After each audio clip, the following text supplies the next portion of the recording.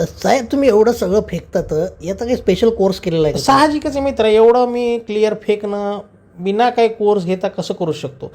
तर मी हा कोर्स केलेला आहे फेकॉलॉजीचा, माझीच लाल अकॅडमीमधून. तिथं फेकॉलॉजीचा एक स्पेशल कोर्स आहे आणि ही अकॅडमीची स्थापना मॅच केलेली आहे बघा.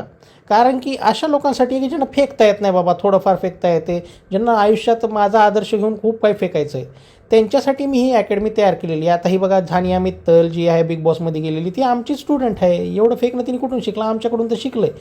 त्याच्यानंतर आपला म्हणतोस फुवेकर, हे सगळे आमच्याच अकॅडमीमधले पास आउट आहेत आणि आज बघा किती फेकत आहेत.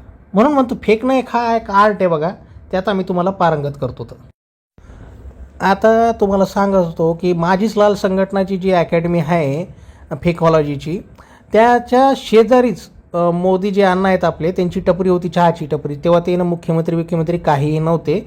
तर मी त्यांच्याकडे चहा प्यायला जायचो. तर मी त्यांना म्हणलं की बा काय चहा बनवतो बाबा तू तू एके दिवशी या देशाचा प्रधानमंत्री होशील बाबा.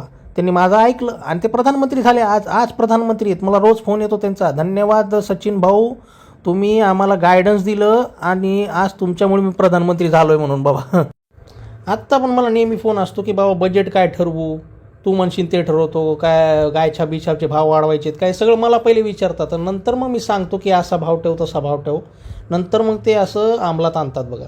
आपण मोठेपणा सांगत नाही, आपण काय छोटे माणसं आहेत, एवढ्या मोठ्या माणसासमोर आपण काय नाही. पण ते मला आत्ता पण भाई म्हणून बोलवतात बघा, भाई.